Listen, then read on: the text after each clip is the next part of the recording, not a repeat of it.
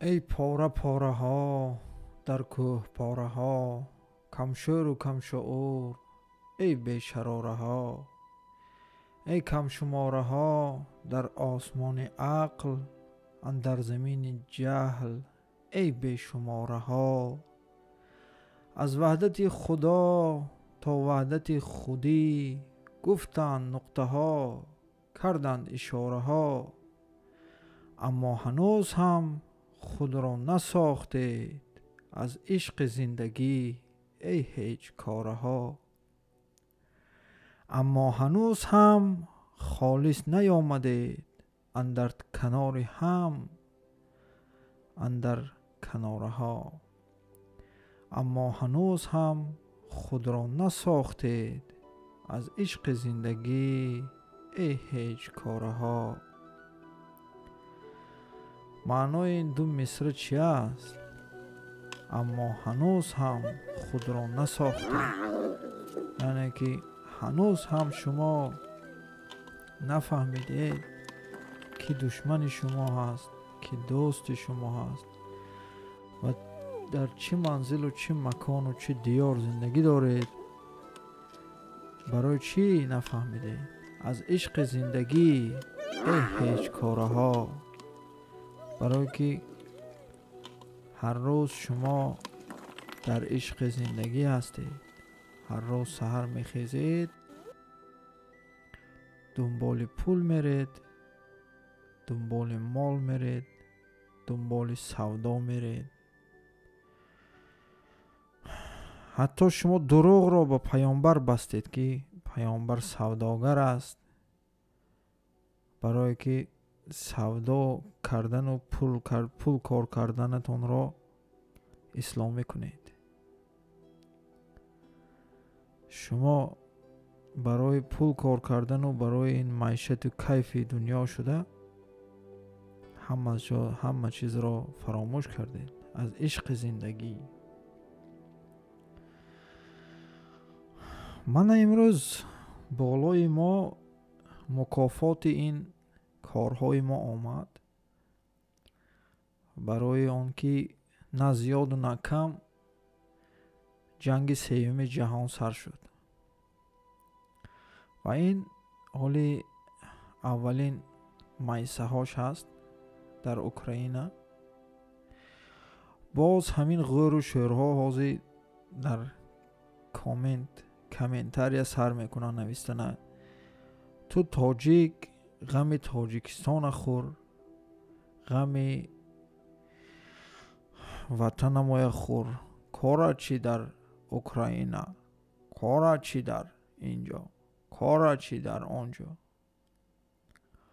ای برادر، تو در همین کره زمین زندگی دارمی یا که در خانه خدا در پدواد نیلاد که زندگی دارمی؟ و سعدی چی گفته بود؟ بنی آدم اعضای یکدیگرند که در آفرینش یک گوهرند. چو عضو به درد آورد روزگار، دیگر عضوها را نماند قرار. تو که از مهنت دیگران بیغمی، نشاید که نامت نهند آدمی. تو که از کار و بار دیگران بیغم هستی، نام تو رو آدم ماندن شاید یا نشاید. آخه تو حتی این دنیا و حتی این یوروپا و حتی این اوکراین او رو استاد، تو از همسایه خودت بیغم هستی و نام تو رو آدم مانده میشن می؟ همسایت مرده رود تو پروا نداری. و این همسایه تاجیکستان، ازبکستان، قزاقستان، روسیه، اوکراین، و این همش یک جا بوده دو پیشتر عقلانه شما و این شعورناکی شما در این کدام درجه آمده رسید که یک مثل یک گوسفند شما یک فکر رو نداره؟ ҳамин як чизро бояд гӯям ки ман сиёсати дунявӣ ҳаст. Сиёсати на танҳо ин дарунию берунӣ, сиёсати дунявӣ ҳам ҳаст. ҳамин дар сиёсати ҷаҳонии дунявӣ ҳамавақт ҳамин як ҳазорсолаи охир фақат мехостанд ки ҳамин Русияро гиранд, талаю тороҷ карда гиранд. барои чӣ? Барое ки ҳама захираҳои табиӣ дар ҳамин Русия қарор дорад. худат ки дар ҳамин Русия зиндагӣ кардӣ, мардумашро дидӣ ку мардумаш золим нестанд. аммо ту чӣ бояд нона хӯрда дар намакдон туф мекунӣ? имрӯз ту тарафи Украина ҳастӣ, тарафи Европа ҳастӣ, тарафи Америка ҳастӣ. инҳо мана 40 сол 50 сол пеш ҳамроҳ ҳамла карда буданд барои нест шудани ту. агар инҳо ғалаба мекарданд, ту набудӣ дар ин ҷо. фаҳмидӣ? барои чӣ? ана ҳамун ҷанги 41 45 ба инҳо мехостанд ки бо реша моро несту нобуд кунанд. чаро ин 15 республика якҷо буд ба зидди ин фашисто, ба зидди Европа, ба зидди Англия, ба зидди имрӯза Америка ҷанг мекард. ҳама муттаҳид буданд. имрӯз чаро шумо ба зидди Русия санг мезанед? он чӣ вақт ҳамин пешво ки Русия набуд, нонхӯри шумо, нонтеи шумо Русия набуд, шумо ки лошахӯр набудед. мана ин дар ин мисли ин манзара шикорро Русия мекард, меҳнатро Русия мекард, ихтироро Русия мекард, мактаби шуморо Русия сохт, яслии шуморо Русия сохт, боғчаи шуморо Русия сохт, институти шуморо Русия сохт. ҳама чизи шумо Русия сохтааст ку? шумо худатон чӣ кор кардед? ҳеҷ кор. заводи шумо Русия сохт. шумо нони хоидаро хӯрдеду бо намакдон туф кардоседу? мегӯед Русия инту Русия ганда. имрӯз Русия як худаш монд. Русияро ҳама тала карда истодааст. аз Европа, аз Америка, Англия ҳама ҳозир бар зидди Русия ҳаст. мехоҳанд ки Русияро талаи тороҷ кунанд. чӣ ба? барое ки ягона халқи хайрхоҳ ин Русия ҳаст дар тамоми дунё. хоҳӣ бовар кунӣ, хоҳӣ не. бовар накунӣ, рав китоб бахон. ту ки тупой ҳастӣ, габи ман бовар намекунӣ. бовар накун, рав худат таҳлил кун, китоб хон. чӣ ба? Қуръон ба астаизу биллоҳ мегӯяд, худованд якум сурае ки фирсон гуфт иқра бисми роббика аллази халақ. бихон ба номи худое ки туро офарид. ту фарзи асосиро чӣ ба иҷро намекунӣ? гуфта истода бихон, китобро бихон. шутобе ки ту як чиз ҳақро аз ботил ҷудо карда тонӣ бо ақли худа.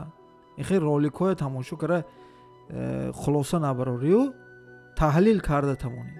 ягонта муллои ту, ягонта пешвои ту, ягонташ гуфмӣ рав китоб хон гуфта ҳамеш мегӯяд ки биё инҷа ман да ту фатво метиҳам, биё инҷа ман да ту ёд метиҳам, биё инҷа ман ту ба яъне ки давом метиҳам. барои чӣ? барое ки ту тупой анамхелӣ монӣ, барое ки пешравӣ нашавад, барое ки ту ҳам чортангаи биёри ти як фатвое гирӯю равӣ. имрӯз мана як амин гӯсфанде ки наметавонӣ ба кадом тараф равӣ, намедонӣ ки ҳақ ки ботил, дар куҷо рост, дар куҷо дурӯғ. барое ки ту фақат дар дунболи зиндагӣ будӣ, дунболи пулу мол будӣ, дунболи хондан набудӣ. агар мехондӣ, дунёро мефаҳмидӣ ки чӣ гап ҳаст, ҳозир чӣ шуда истодааст. мехоҳанд ки решаи туро аз байн бубаранд. бобои ту мана 40 сол пеш, 50 сол пеш яроқ гирифта, бобои мани ту ба зидди ҳаминҳо ҷанг кардагӣ буд. Русияро халос кард ва 15 республикаро халос кард аз дасти инҳо. Инҳо ҳамла оварда буданд. акнун ту бо ба зидди инҳо ҷанг дорӣ бар зидди бобои худ ҷанг мекунӣ. Бобои ману ту чӣ нодуруст ҷанг карда буд, нодуруст хун рехта буд, нодуруст мурд дар ин фронтҳо? Не, онҳо медонистанд ки инҳо намеистанд то он вақте ки моро сарнагун накунанд. моро гуфта ман дар назар дорам ҳамин СНГ-ро ва дар боло Россияро. афсус ки ислоҳ як пойгои сиёсӣ имрӯз бар зидди Россия ва сиёсати он навор гирифтааст ки ҳамлаи Русия ба Украина. чӣ гуна ҳамлаи Русия ба Украина? барои чӣ шумо ҳамин наворро нашр кардед? ҳамин як қазияро таҳлил накарда худатон мегӯед ки мо қазияро аввал таҳлил мекунем, ҳамаашро ҷобаҷо мекунем, аниқ мекунем, баъд яъне чӣ навор мебардорем. қазияро шумо агар таҳлил карда бошед, Русия мана ҳамин амрико, Англия, тамоми давлатҳои Аврупо, ман медонам шумо дар Аврупо қарор доред, дар он ҷо ҳамаи ҳамин СМИ яъне средства массоваи информатсия, дезинформатсия, шумо на гӯшотон ба хондаӣ ки Россия ин Путин ин душмани миллат аст, душмани мо ҳаст ва имрӯз дора ҷанг мекунад бо Украина. аслан медонед чӣ? ҳамин Путин аз ҳама политики донои ин дунё ҳаст. хоҳе бовар кунед, хоҳе не. худатон ба худатон ҳамина таҳлил кунеду савол диҳед. ҳамин хел ҳаст. инро ҳатто журнали Таймс дар Нью-Йорк тасдиқ карда буд. пас чаро шумо душмани одами доно ҳастед? душмани илм ҳастед? душмани илм ки бошид, душмани худо ҳастед. як одами доно тамоми дунё мана ҳамин барои ҳамин ин ҳамлаи инҳо махсусан дар тамоми шабақаҳои иттилоотӣ мегӯянд Путин. барои чӣ ино ихтира Путин мегӯянд? барое ки медонанд ки агар Путин як мебахшед лох мебуд, як нодон мебуд, як туппой мебуд, худи Елсиндак, инҳо бо ҳамун Елсин хубӣ кард, худаш рафт, инҳо гап намезаданд. Путин гуфта. Путин вақте ки доно ҳаст аз ҳамаи инҳо, Путин рострав ҳаст, як корашро гӯяд мекунад, худи инҳо бар ин продажни нест. инҳо устуғон дар гулӯи инҳо аст ин Путин. барои ҳамин дар ҳама ҷо Путин гуфта, Путинро ба шайтон баробар карданд. шумо ки душмани марди доно будагед, душмани марди доно ҳастед, душмани илм ҳастед, яъне ки душмани марду душмани илм шудед, душмани худо мешавед. ин ҷаҳон ҳамин аст. охир ҷаҳон чӣ мегӯянд? ҷаҳон шахси нарро мекушад. ҷаҳони наркуши моддапарвар ҳаст. агар ту як лох шавӣ, як модда шавӣ, як ватанфурӯш шавӣ, як бетараф шавӣ, туро ҳама ҳурмат мекунад, ба ту ҳеч ки кордор нест. агар ту ватани худро озод кардани хоҳӣ, ватани худро ҳимоят кунӣ, ба ватани ту ҳамла кардани шудан, ту маҷбур шудӣ ки халқи худро озод кунӣ. чӣ коре ки ҳозир карда истодааст Путин дар Украина, маҷбур шуд ки ин корро кунад, халқи худашро озод кунад. яъне ки Донецк, Луганска инҳо 8 сол бомбаборон мекарданд. ин беохир давом карда наметавонад. ва اینро دارد خلاص میکند پوتین. از شما امروز ضد این میخواهید که روسیه همین پاره پاره شود و همین انگلیچان و امریکانسا بیان و عالم گلستان میشوند. شما کور بودید وقتی که یمن رو اینها همخی کردن، وقتی که یگیپت رو پریورود کردن، وقتی که سیریه رو پریورود کردن، وقتی که اول لیویه رو پریورود کردن، معمر کدافی رو مثل یک کوچک کشتن. شما این وقتا در این دولت های اسلامی رو تاختن، عراق رو تاختن، همه جا رو تاخته آمده ایستادند. این همین اروپا و امریکا. شما کور هستید که نمیبینید که تا به روسیه آمدن.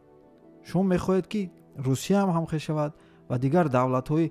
اگر روسیه پاره شود، شما میخواهید شما رو اینها دموکراتی نگاه کرده میستن، تاجیکستان شما آباد میشود. نه، وقتی که روسیه رو شما همختر آدمی نایونی هستید، چی؟ ساده فکر و ساده خیال هستید، میکی فکر میکنید که اینها وقتی که روسیه رو از بین بردن شما رو حرمت میکنن. نه، شما رو حتما سرنگون میکنن، پگاهش به همون روز سرنگون میکنن. تمام دنیا رو اینها گرفتنی هستن. یگانه استخوان در گلوی اینها همین روسیه هست. همین رو یک بار فکر کنید شما. و پدر و باباهای ما برای چی جنگ کرده بود؟ برای انمی ضد همینا جنگ کرده بود. آخی امروز اینها کیناها رو سنیمت کردن، همه اخبارا رو در دست خود گرفتن و امروز همین خیل کردن که ما باور کردیم که اینها خوب هستن. برعکس در حقیقت اینها دجال ها، اینها شیطان اساسی همین ها هستن. آخی خونریزی اساسی همین ها هستن. در افغانستان چیکار کردن؟ افغان رو نابود و نیست کردن. آخی ایران رو زدنی شدن. همین روسیه بود که نماند. همین روسیه بود که سیریه رو، دولت برادری، دولت اسلامی ما رو خلاص کرد. و همین بود. شما کور هستید که نمیبینید همین رو. نخود فکرانه شما تا همین اندازه حیوان شده باشد که مال شده رفته باشد که نفهمید که در دنیا چی شده ایستاده است. آخی از این مردنمو به که آخی نفهمیم چی خط و چی خبر. آخی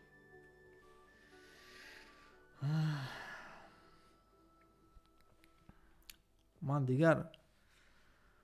دیگر گم ندارم. همین یک نقطه بس است. اگر شعور است، ورنه چو چراغ پیش کور است. همین قضیه را خودتان گیرید، تحلیل کنید که کی در اینجا حق هست و کی باطل. این نقطه نظر من این خیلی نگوید. همین برای همین ما با یگان خلاصه نآمدیم که هر یک تا نفری ما میگوید نقطه نظر من این تو، نقطه نظر من هیچ کس حقیقت رو نمیکوید. باید که ما سالم عقل باشیم، سالم فکر باشیم، سالم معنای سالم رو یابیم، نه اون که نقطه نظر رو. معنای سالم، دنبال معنای سالم شدن در کار. انا همون هست حقیقت. خدا حافظ.